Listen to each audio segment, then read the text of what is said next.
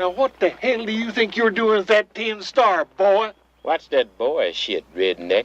You talking to the sheriff of Rock Ridge. For decades, Blazing Saddles has been dissected, debated, and quoted to death. But there's one detail fans have consistently missed. It's not a deleted scene, a secret cameo, or some behind-the-scenes feud. It's right there on screen, hiding in plain sight, delivered with such subtlety that even die-hard fans never caught it. Are you crazy? It's frivolous. Right, right. And I started to argue, and then I argued for about 20 minutes till I was... Gene Wilder finally confirmed it. And once you see it, it changes how you view the entire film. What if the most outrageous comedy of its era only worked because of the quietest performance in the room? There's one moment, often overlooked, that held the film together, and it wasn't written into the script. The role that was never meant for him. When Mel Brooks began filming Blazing Saddles, the role of the Waco Kid was already filled by Gig Young, a seasoned Hollywood actor and Oscar winner. On paper, Young seemed like the perfect fit, a dignified performer who could lend credibility to the aging gunslinger role. However, behind the scenes, things fell apart almost immediately. On the very first day of filming, Young began to exhibit visible signs of distress. He was sweating, shaking, and slurring his lines. Some on set initially assumed he was method acting, but the truth was far more serious. Young was suffering from acute alcohol withdrawal, and by mid-morning, he had collapsed. Production was forced to halt. The studio had a problem, and Brooks needed a replacement fast. Instead of holding auditions or negotiating with agents, Brooks made a personal call to someone he trusted completely: Gene Wilder. The two had worked together previously on The Producers, and Brooks knew that Wilder could deliver under pressure. What's surprising is how little Wilder needed to know before saying yes. According to Brooks, Wilder didn't ask for the script, the pay, or even a description of the role. He simply agreed and flew out the next day. This wasn't a calculated career move. It was a favor between collaborators, and possibly a rescue mission for a film in jeopardy. Gene Wilder arrived on set in less than 24 hours, still jet-lagged, but ready to step in and take over a role he'd never rehearsed. There's an almost mythic quality to how quickly Wilder took command of the character. While most actors prepare for weeks or months, Wilder had only hours. But by the time the cameras rolled, he was already inhabiting the Waco Kid like he'd lived in the character's boots for years. What made his performance so effective wasn't just his talent. It was his willingness to show up fully present in the chaos. His arrival not only saved the film from early collapse, but also shifted the tone of the entire character. Would the Waco Kid have been as dryly philosophical or quietly tragic if Young had stayed? We'll never know, but Wilder's take became instantly iconic. Still, it raises an interesting question. Was Wilder always destined for the role, even if the casting didn't say so at first? Brooks never framed it as fate, but he was clear on one thing. Once Wilder stepped into the part, there was no going back. What began as an emergency recast became one of the most celebrated performances in comedy history. The Waco Kid wasn't just a backup plan, it became a benchmark for comedic subtlety. And it all started with a phone call in the middle of a production disaster. Just as Wilder stepped in to rescue the role, what he did with it next was something no one on set expected, and it changed everything. The genius of Gene's quiet performance. Gene Wilder's decision to play the Waco Kid straight was no accident. It was a deliberate choice he made before he even stepped on set. According to Mel Brooks, Wilder agreed to join the production under one clear condition: he wasn't going to play the character for laughs. In a film overflowing with slapstick, absurdism, and fourth-wall-breaking chaos, Wilder insisted on delivering a restrained, almost mournful performance. This wasn't a comedic actor trying to steal scenes. It was someone who understood the power of contrast. Wilder didn't push his lines or exaggerate his expressions. Instead, he leaned into stillness. giving the Waco Kid a kind of quiet gravity that allowed the surrounding madness to flourish. This approach wasn't just a creative preference, it was a calculated move that grounded the entire film. Mel Brooks later credited Wilder's subtlety with giving Blazing Saddles its backbone, while characters like Hedley Lamar and Mongo pushed absurdity to the edge. The Waco Kid stood apart as a ghost of the Old West, burned out, reflective, and strangely dignified. The now famous jailhouse scene where the kid explains his shaky hands and lost nerve wasn't just played for irony. Wilder delivered it with a weariness that bordered on tragic. It made the line funny, yes, but also human.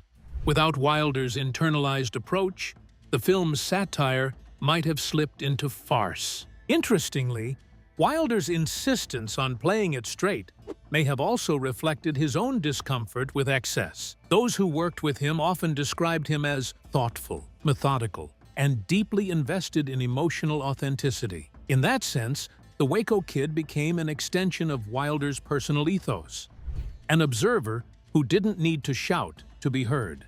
Even when delivering absurd lines, his timing was precise, his tone controlled.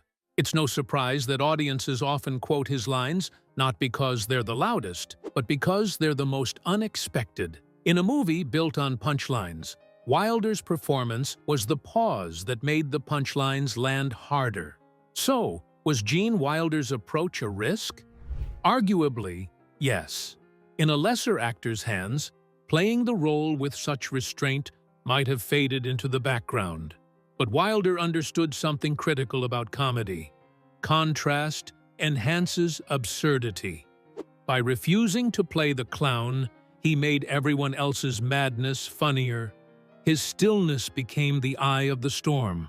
That choice, calm, confident, and controlled, became the performance that continues to define the film decades later.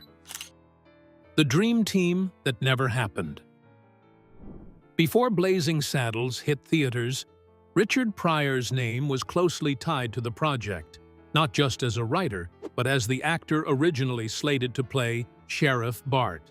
Mel Brooks, recognizing Pryor's raw comedic power and cultural relevance, had championed him for the role. His involvement as a co-writer was crucial in shaping the film's voice, especially its unfiltered commentary on race and power in America. But while Pryor's contributions behind the scenes remained intact, his chances of starring on screen were abruptly cut short. Warner Brothers executives, wary of his public controversies and substance use issues, ultimately blocked his casting. Their decision reshaped the film's chemistry and altered a potential turning point in comedy history. Gene Wilder later acknowledged this lost opportunity, often reflecting on what the film could have been with Pryor beside him. The two had a proven rapport in later films like Silver Streak and Stir Crazy, where their comedic timing and contrast created some of the most memorable duos in film. Had Pryor taken on the role of Bart in Blazing Saddles, it would have marked the start of that partnership years earlier.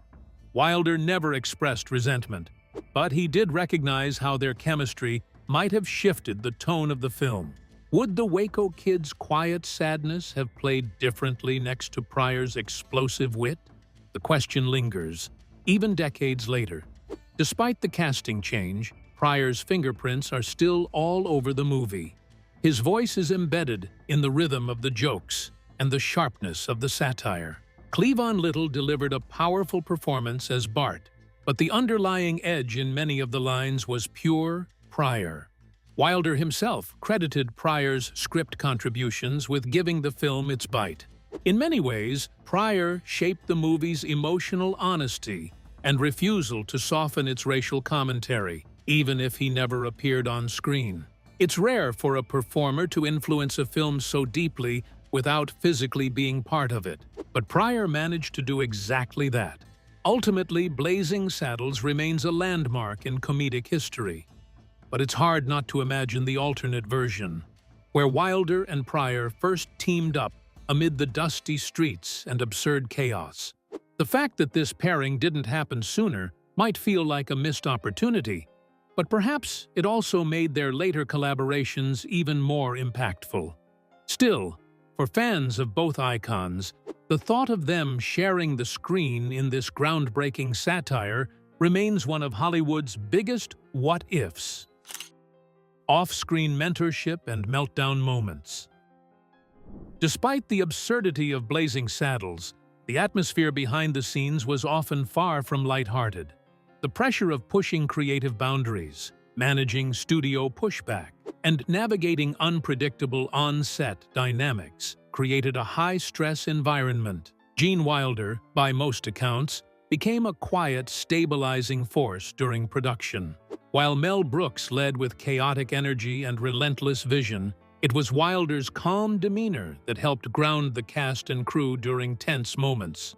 Those who worked on the film recalled that Wilder rarely raised his voice or drew attention to himself, but his presence was reassuring, a kind of emotional anchor amid the storm of improvisation, long hours, and studio anxiety.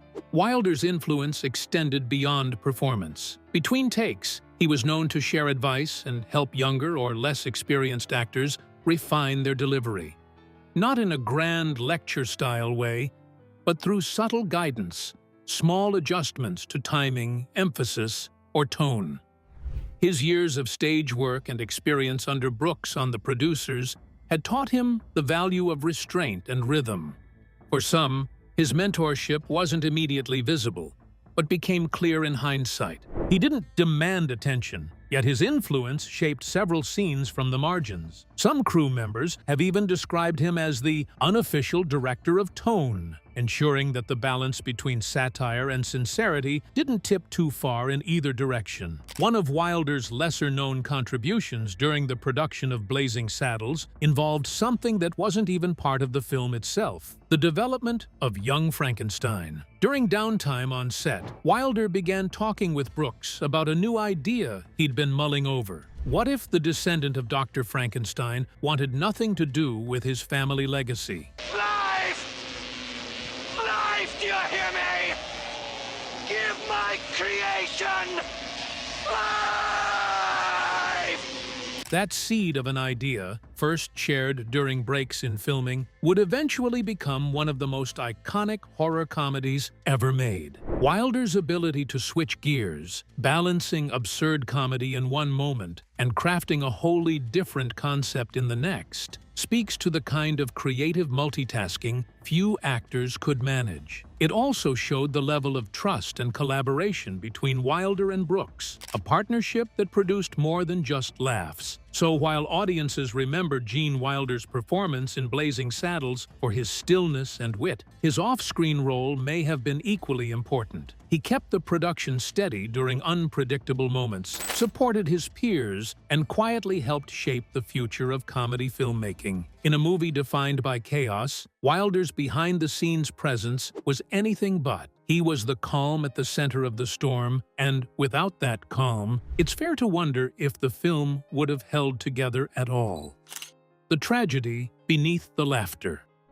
Gene Wilder's portrayal of the Waco Kid in Blazing Saddles is often remembered for its deadpan delivery and perfect comedic timing, but beneath the surface, Wilder layered his performance with a surprising amount of emotional weight. Far from being just a drunken gunslinger trope, the Waco Kid is portrayed as a deeply damaged man, haunted by his past and disillusioned with the world around him. Wilder, known for his sensitivity as an actor, treated the role with unexpected seriousness. His character's nervous hand tremors and detached demeanor weren't just gags, they were subtle indicators of trauma, perhaps even post-traumatic stress, which Wilder chose to play as real rather than exaggerated. This deeper approach set the Waco Kid apart from the broader characters that surrounded him. In a film where many performances veered toward outrageous satire, Wilder's performance suggested that the kid's and withdrawal were rooted in genuine despair. Viewers who revisit the film with this in mind often pick up on how Wilder underplays scenes others might have played for slapstick. In one key moment, when the kid recalls being the fastest draw in the West, there's no boast in his tone, only regret. It feels less like nostalgia and more like a confession.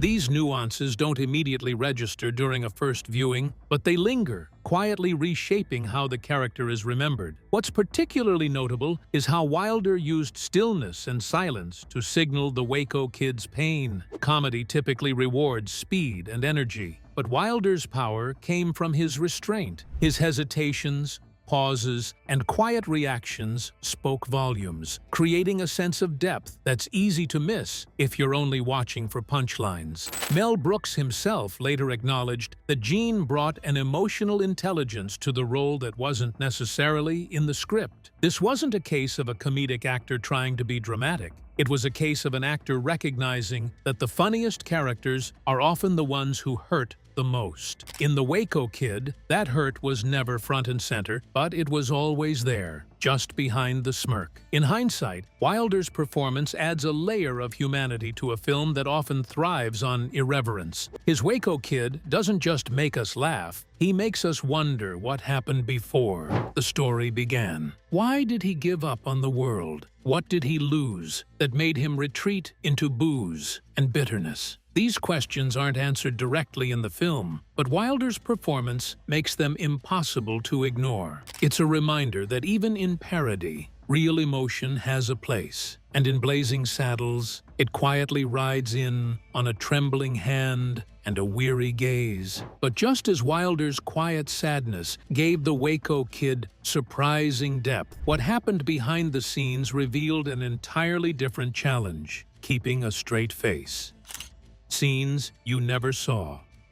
Despite Gene Wilder's calm on-screen presence in Blazing Saddles, many of his most memorable moments nearly didn't make it into the final film. Not because of performance issues, but because the cast and crew couldn't stop laughing. Wilder's subtle delivery and perfectly timed lines often caught people off guard, making it difficult to get clean takes. Multiple crew members have recalled that some of the film's funniest moments were shot several times simply because someone off-camera would break into laughter. In several cases, even Mel Brooks himself had to be removed from set temporarily because his laughter was bleeding into the audio track. The challenge wasn't getting Wilder to deliver, it was getting everyone else to hold it together while he did. One recurring issue during production involved scenes where Wilder's dry responses would land so unexpectedly that camera operators and sound techs couldn't stifle their reactions. These weren't broad punchlines designed to cue applause, they were quiet, offbeat lines that worked because of their contrast to the madness around him. For example, the simple way he delivered lines like, "You've got to remember, these are just simple farmers. These are people of the land, the common clay of the New West. You know, morons," caused more takes to be scrapped than almost any other scene.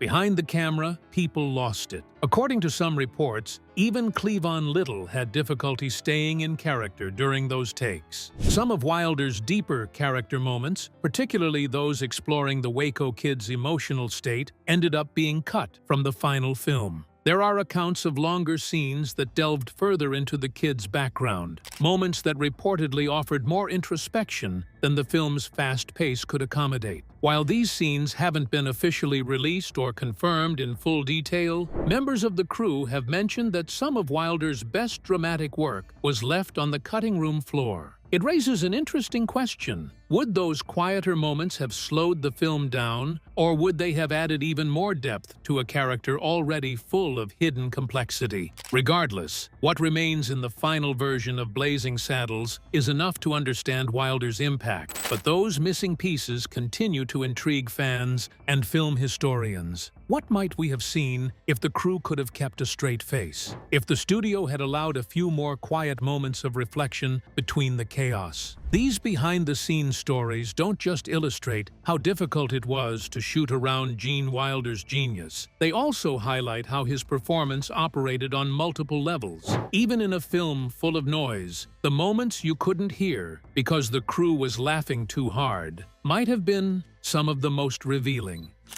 Wilder's quiet defiance of Hollywood cliches. Gene Wilder's approach to comedy in Blazing Saddles stood in stark contrast to the expectations of Hollywood at the time. While many comedic actors relied on exaggerated expressions, over-the-top delivery, and physical antics to land laughs, Wilder chose subtlety. His portrayal of the Waco Kid avoided the typical comedic tropes. There was no mugging for the camera, no punchline winks, and no desperation to get a laugh. Instead, Wilder let silence, stillness, and timing carry his scenes. This was particularly evident in his jail cell introduction, one of the film's most memorable sequences. Slouched in a bunk, half drunk and barely interested, he delivered lines with minimal effort but maximum effect. The moment didn't shout its importance, it whispered it, and that made it unforgettable. What made this performance so radical wasn't just that it broke comedic norms, it defied the visual language that studio comedies had been built on for decades. In a film where everyone else was pushing boundaries and going big, Wilder pulled back. This decision wasn't accidental, it was intentional, and it was risky. Comedy, especially in the 1970s, rewarded extroversion. Yet Wilder showed that restraint could be just as powerful. When he delivered lines like, "Are we awake? Are we awake? We're not sure.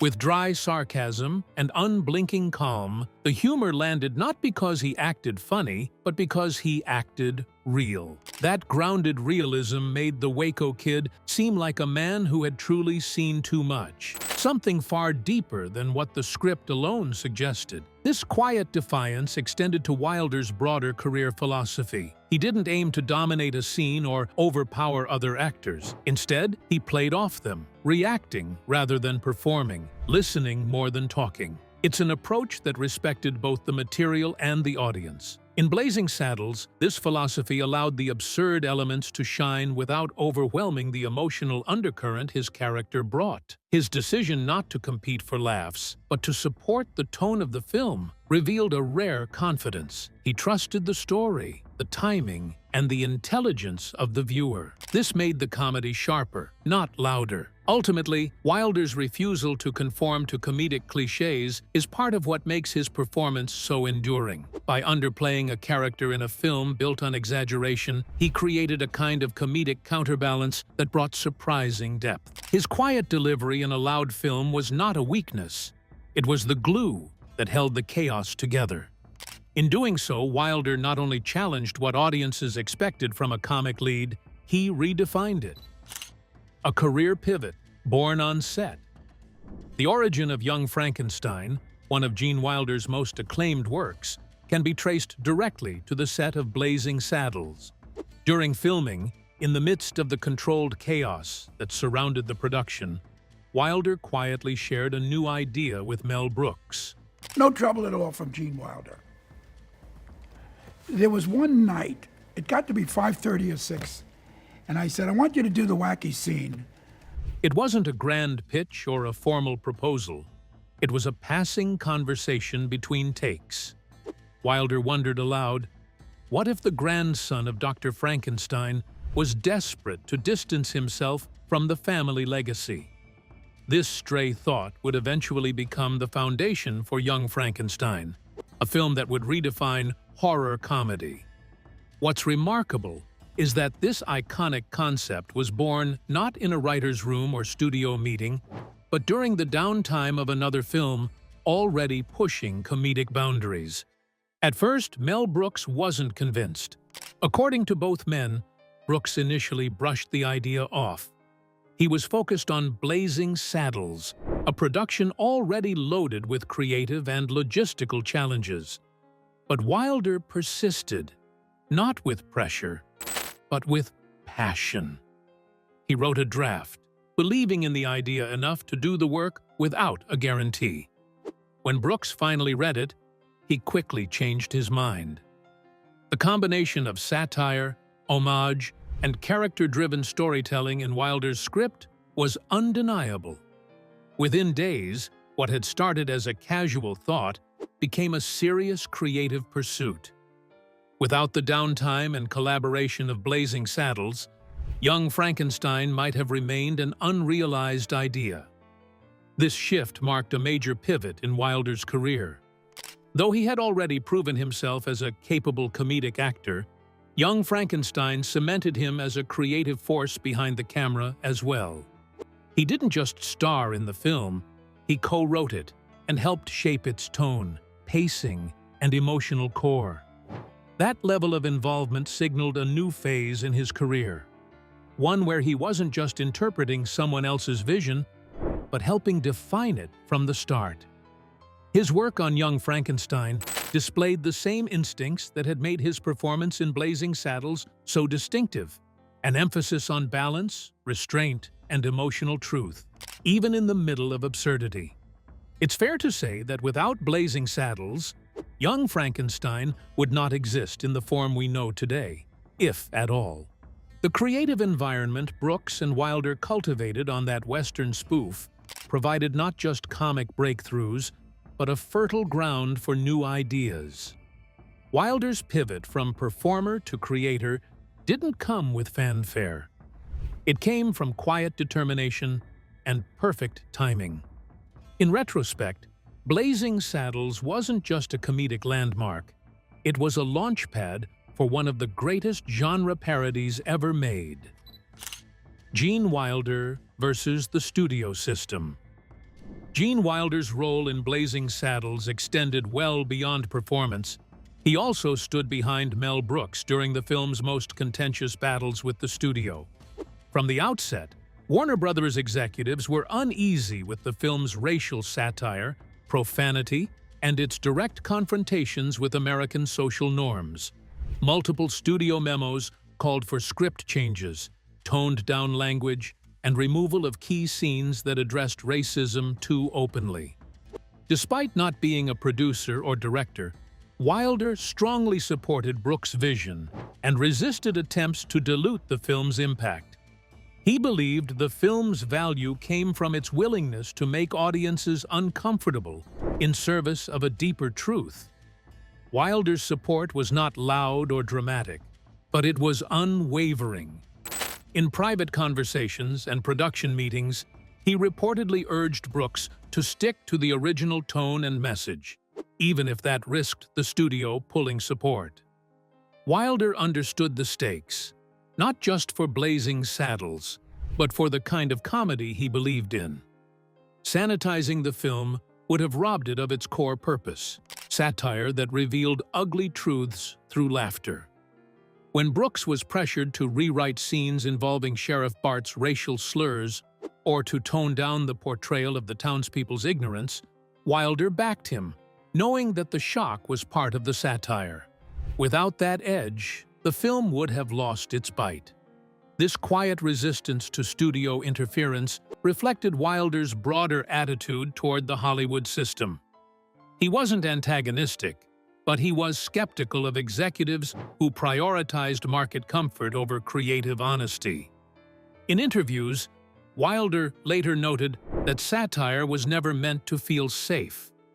Its power came from exposing contradictions and hypocrisies, especially in institutions like law enforcement, politics, and entertainment. Blazing Saddles wasn't just a comedy to him, it was a statement. And if that statement caused discomfort, so be it. Wilder wasn't looking to protect audiences from offense. He was helping to hold up a mirror, however unflattering. It's worth asking whether Blazing Saddles would have survived in its raw form without Wilder's backing. Brooks had the vision, but it was Wilder's credibility, particularly after the success of the producers, that gave his defense extra weight.